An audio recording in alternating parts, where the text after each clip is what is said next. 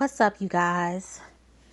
So, I'm returning from a long hiatus, a very, very, very long hiatus. And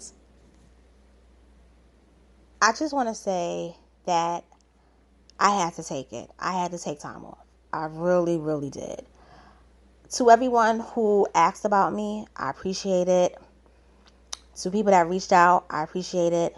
And to everyone else who was watching my videos, listening to my commentary, I totally appreciate it. So I just want to discuss, of all things, what happened yesterday. Bill Cosby was released.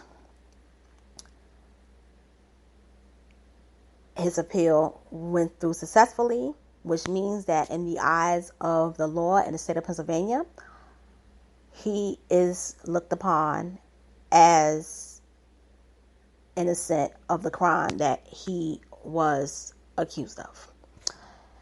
Now, I want to say some things though. First off, according to the law, he should not have ever been prosecuted for that case because he had made what is known as a sweetheart deal, and the sweetheart deal basically allowed him to plead and waive his Fifth Amendment rights. The problem is that the DA who reopened the case, and it was sealed, and the case had never went to trial, but it was sealed. The deposition was sealed. He actually ran on the strength of prosecuting Bill Cosby. And he won, and he prosecuted him, and the case was a sham. The trial was a sham. Like, I would read about the trial, and it was trash. It really was. But here's the thing. 4 years prior to the trial, or I should say 3 years prior, the public, the media, had made up in their minds the narrative of him being guilty. The 60 accusers who came forward, who the media labeled as victims, they came forward. Now, legally, unless it was proven, whether it was criminal or civil, that he did this, they are accusers. And it's their right for them to accuse him of a crime. But it was never proven. The weakness of the case is that he should have, as far as the DA, should have never went to prosecute him under the Andrea Constance settlement, where she received $3.38 million. You can look this up. These are facts. The problem of all of this, more so, is that states where he was accused of drugging women, they're not going to reopen. They're not going to investigate because they're going to look at this as the state of Pennsylvania wasting money. That's how they're going to look at it as. This is a waste of money.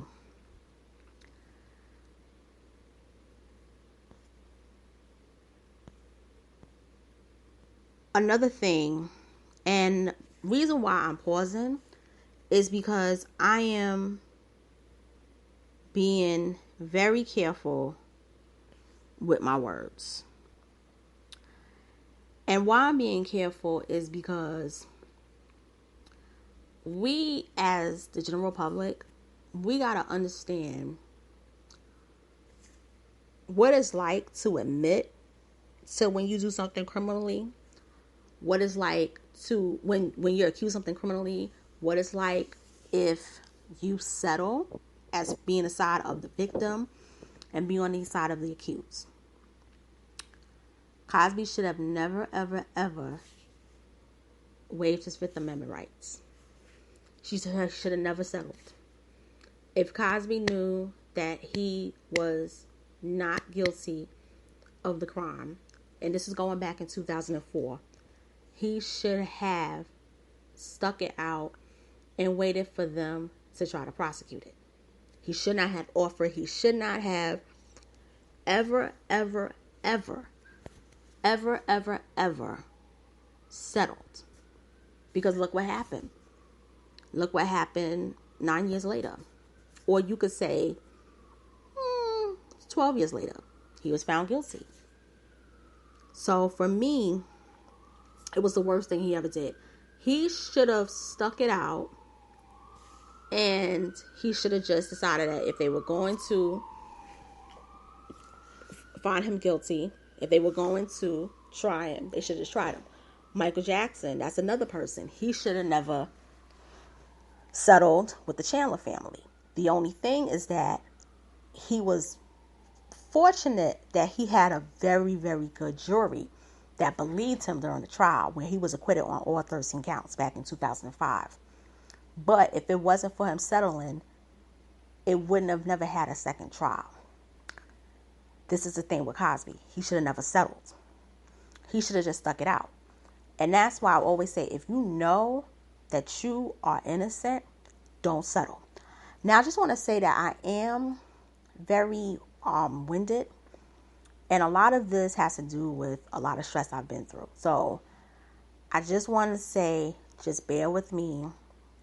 I just have to say this. Just bear with me for a little bit, because I haven't gotten on the mic to do any commentary or to say anything in 7 months.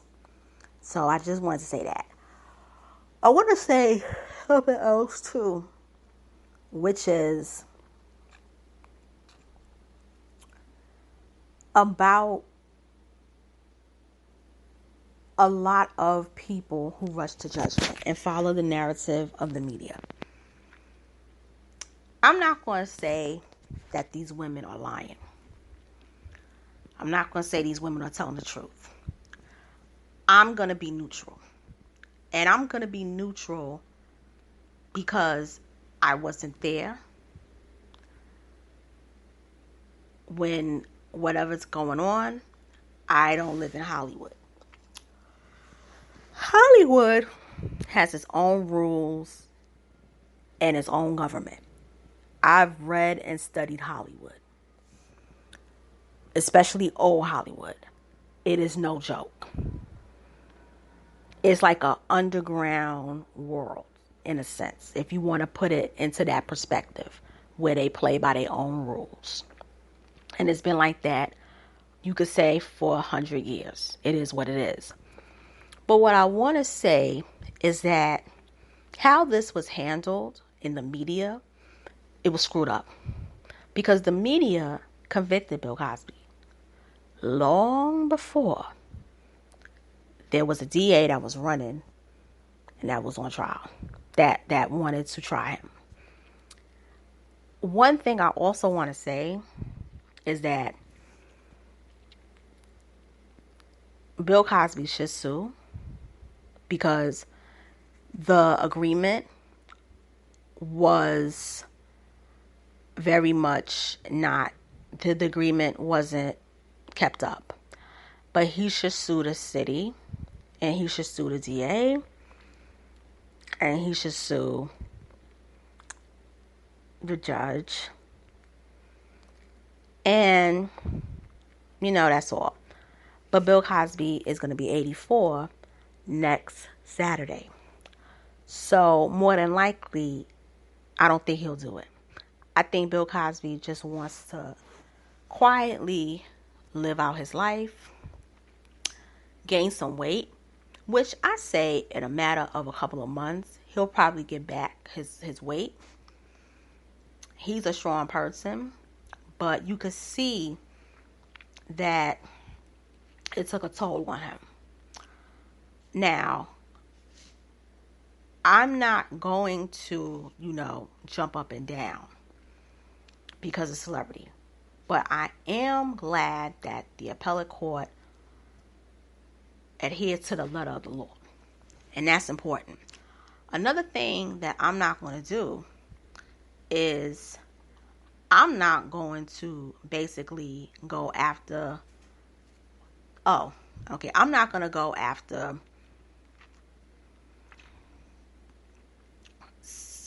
Okay, let me just backtrack here.